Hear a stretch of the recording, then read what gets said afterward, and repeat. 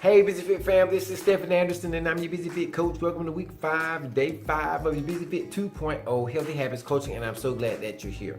Now, living your Busy Fit life is simple, but it's really not easy. You're going to have to fight. I mean, you have to fight for your health, you gotta fight for your future, you gotta fight for your sanity sometimes. But most importantly, you're fighting for your purpose. Because although we want to look good and feel good about what we see in the mirror, and that's definitely important and a great bonus, the bottom line is that you have a unique purpose and a reason for being here that doesn't need to be hindered by unnecessary health issues.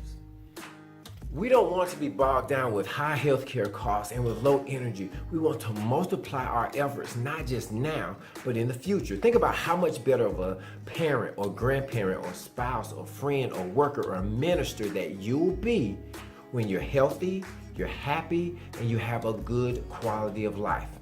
That's why we take responsibility and we take action and we find a way, because the living a busy fit life means that you're finding balance in all of those things. It reminds me of the saying that says, if it is to be, it is up to me.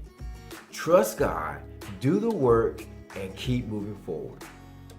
So when it comes to getting your carbohydrates, your number one priority are vegetables, because they give you a bigger bang for the buck than fruit do when it comes to giving you vitamins, minerals, phytonutrients, and they're going to give them to you all with less calories. Now, there are some exceptions to that, like your sweet potatoes, white potatoes, butternut squash, some of your more starchy vegetables, but that's fine. Just note that you want to get 2 servings of vegetables with your meal, and the serving size is going to be about a fist size, or you can just look at your protein portion and basically fill up your plate with vegetables. Either way, you want to find a way to make sure you're getting those colorful vegetables in, and you're thinking about that for every single meal. Now you might be saying, but coach, I don't even do vegetables like that. Vegetables ain't my thing, coach. Well, I'm going to share with you my strategy and a couple of rules for how you can really overcome that. Number 1, if you don't like the vegetable, if you hate it, don't eat it. That's right. If you hate it, don't eat it. It's not going to do anybody any good for you to try to force it down. It's just going to make it unpleasant and you're not going to stick to it. Number 2 rule, if you can tolerate it, eat it. So if there's a vegetable that you don't really like, but you don't hate, then eat it. Go ahead and add it to your menu. What you'll find is your taste buds will adapt.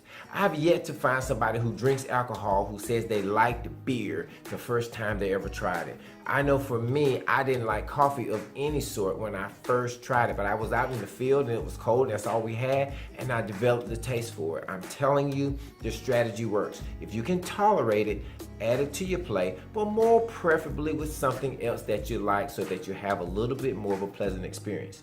As you go through these vegetables that you can tolerate, what you're going to find is some of them that you don't like, when you try them again, they sort of move up into the, okay, I can tolerate it category. This way you really start expanding your palate, expanding your ability to get those colorful vegetables, and make sure that you're going to be nice and strong when it comes to getting your health under control.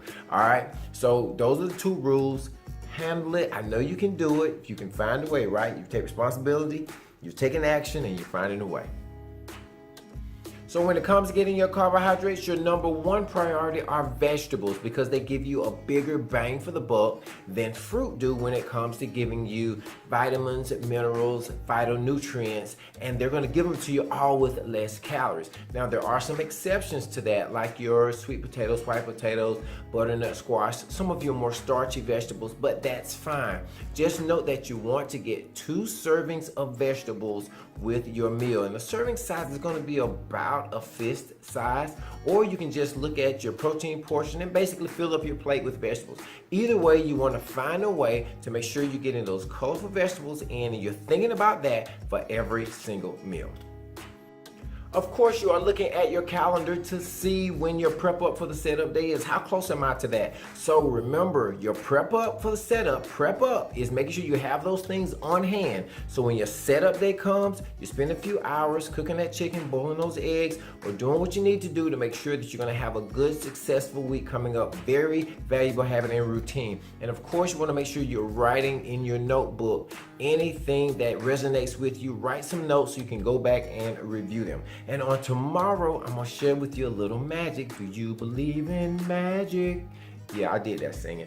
But I'm gonna share with you a little magic you can do to help make those vegetables a little bit more tolerable for you, to help you get more of them in. So remember to persist. I will persist until I succeed. I'll never give up, and I'll see you on tomorrow.